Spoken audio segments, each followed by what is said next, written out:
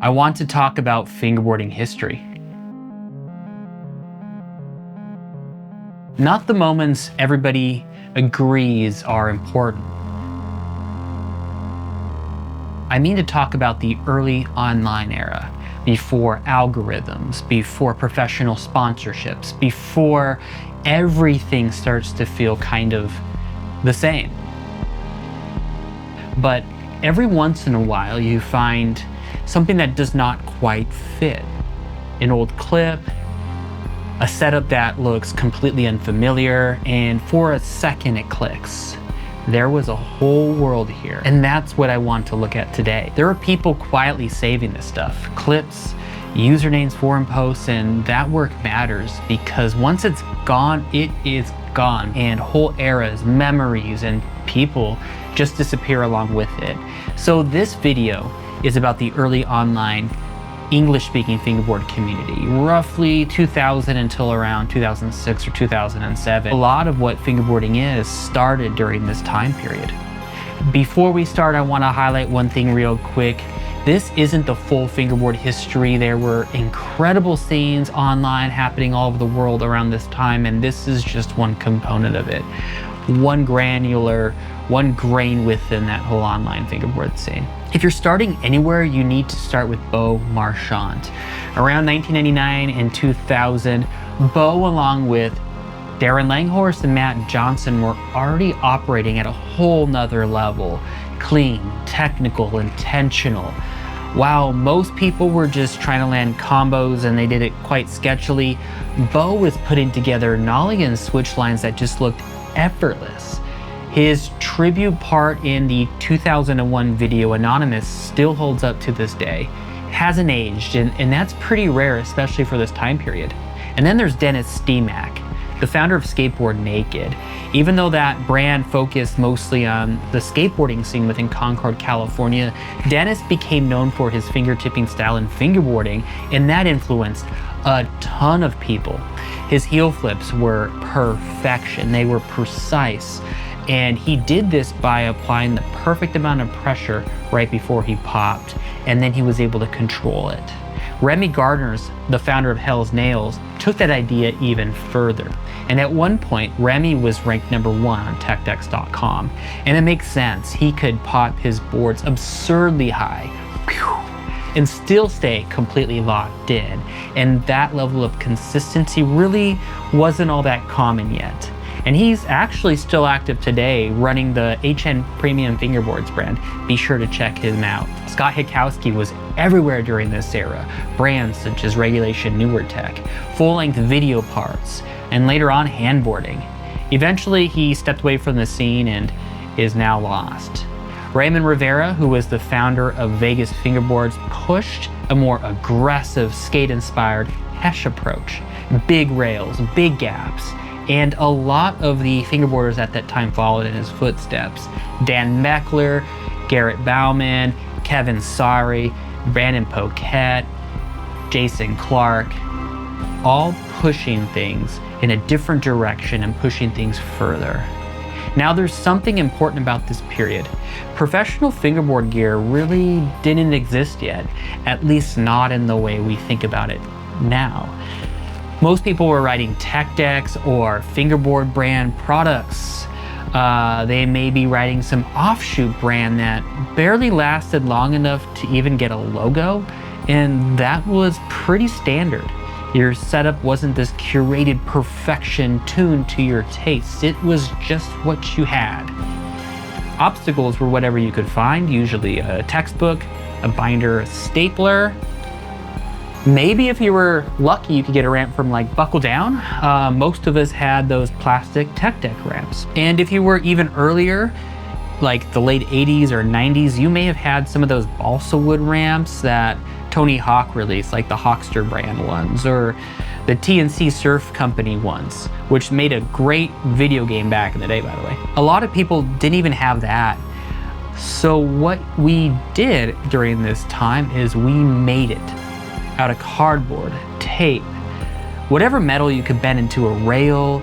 You would make your own coping out of a soda can. Rails were not perfect, they were crooked. and nothing really matched, but it fulfilled that purpose. And more importantly, it forced people to think a little differently. If you wanted something new, you had to build it yourself. If you wanted better gear, you had to figure it out, usually on your own. However, that environment led to the next group.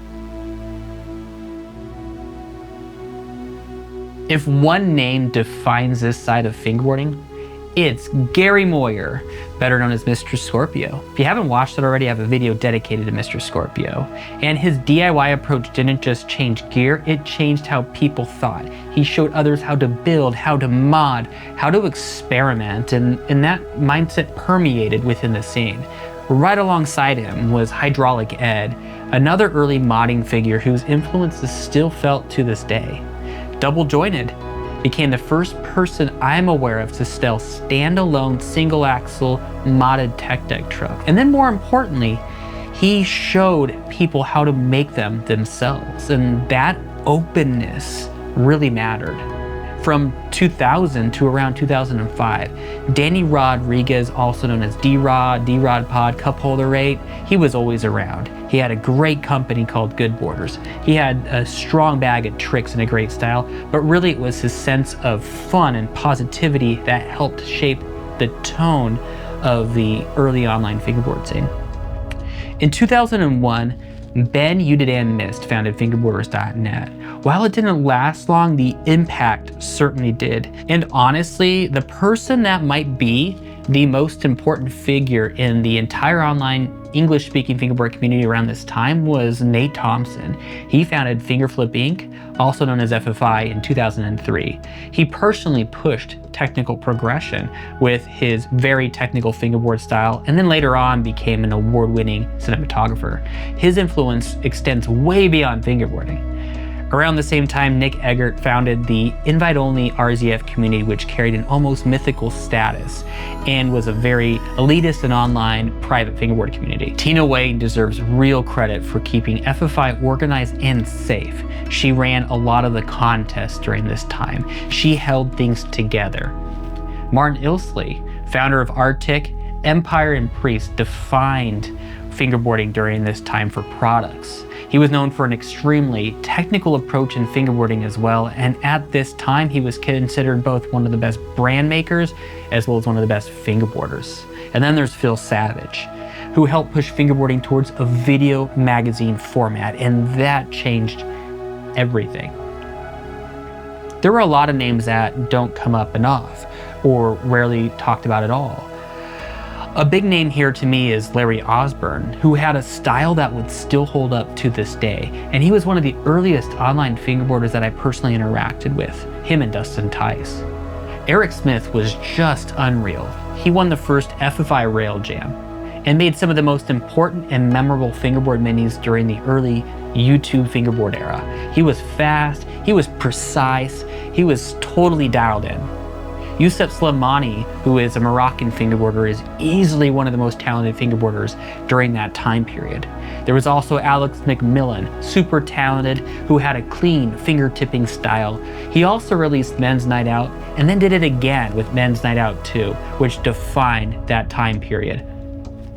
Jader Moeller, founder of Evolve, played a major role in professionalizing fingerboard decks. And then there was Deshaun Harris, who brought freestyle fingerboarding into a little bit more focus and even created an online fingerboard magazine called 24/7. There was Josh Toy, who was a former professional scooter rider, incredibly strong fingerboarder, and one of the earliest people to host fingerboard events in California. There was Ammon Wilkes, the Thunder from Down Under, who's a legend with a very distinctive style. And then we have another Australian fingerboarder, Davo Francis, who was an extremely tech fingerboarder, great style, and was also known for having a very strong online persona.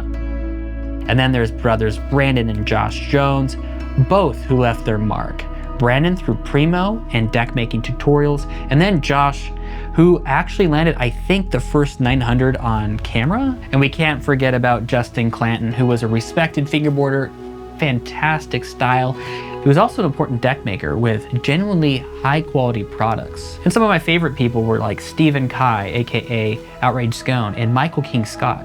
and also known as MKS, both of which were tech gods. You know, and what's kind of wild is how many people from this era are still active to this day. There's Mike Schneider, who evolved into the GOAT of fingerboarding and forever changed the hobby through Flatface, as well as his content that he makes, and his fingerboarding, to be honest. There's Jay Linehan, who is, to me, the best style of all time.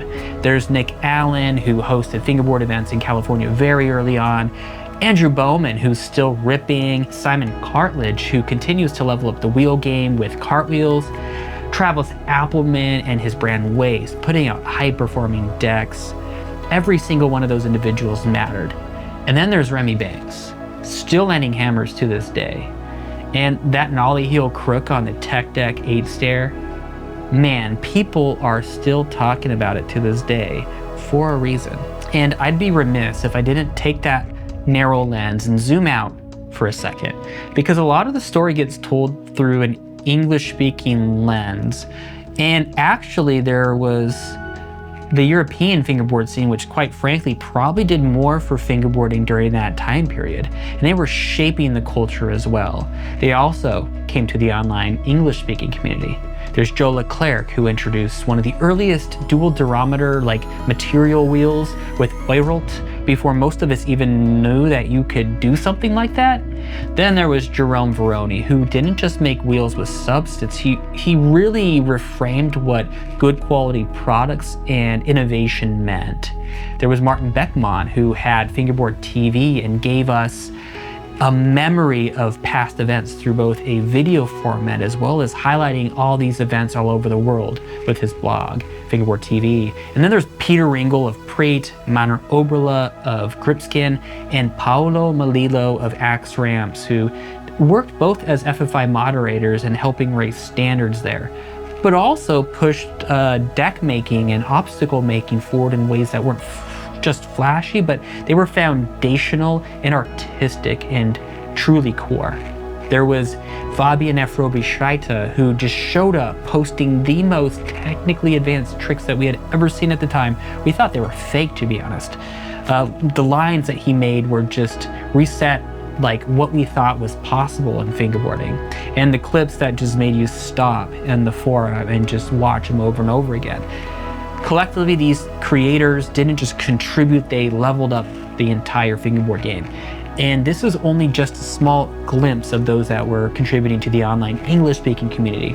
Legends like these do not just belong in footnotes or deserve to be lost. They deserve to have their own chapter. There are dozens of more individuals who deserve recognition, but this video cannot possibly cover it all. And I hope it gives you a sense, however, how much history is just sitting underneath the surface. If there's someone you think deserves a deeper look, just comment below, and maybe in a future video I can highlight them. I love to look beyond the English-speaking scene too, so be sure to contribute, make a comment, like this video, and if you enjoyed it, I appreciate it. Thank you guys for watching this video. As always, stay creative, and until next time, peace.